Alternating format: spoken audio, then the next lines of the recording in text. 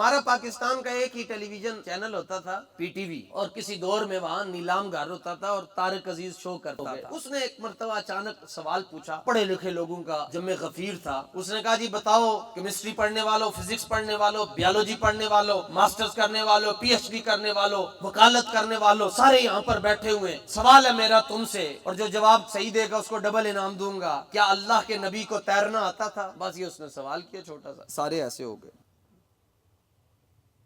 Google کا دور نہیں تھا، کوئی جلدی جلدی لکھ لیتا، سارے ایسے ہو گئے، بولا کوئی نہ۔ لیکن بابا جی فرماتے تھے کہ رب تو پھر رب ہے نا، اس نے اپنے محبوب کی شان بیان کرنے کا وعدہ لیا ہوا ہے، وَرَفَعْنَا لَكَ ذِكْرَكَ، وہ کسی سے بھی کام لے سکتا ہے۔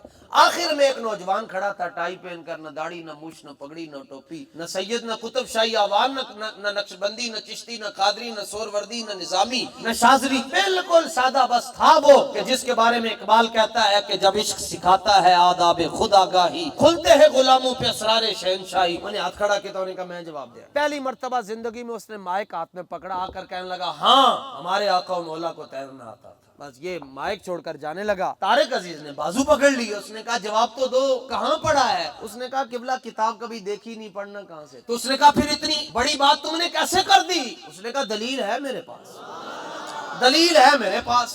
کیا دلیل ہے؟ ہمارے صوفی افضل فقیر صاحب فرمایا کرتے تھے، کیا فکر کی جولانی، کیا عرض ہنرمندی، توصیف پیمبر توفیق خداوندی۔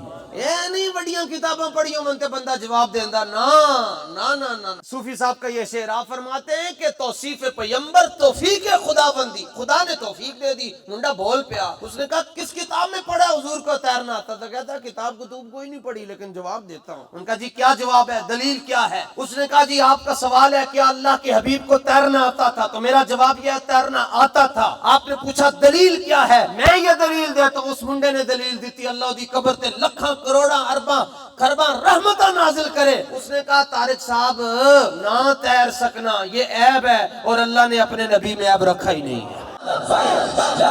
نہ تیر سکنا یہ عیب ہے، خلقت مبرأ من کل عیب، نہ تیر سکنا یہ عیب ہے، اور تیرے تو وصف عیب تناہی سے ہیں بری۔ حیران ہوں میرے شاہ میں کیا کیا کہوں تجھے، لیکن رضا نے ختم سخن اس پہ کر دیا کہ خالق کا بندہ اور خلق کا آقا کہوں تجھے۔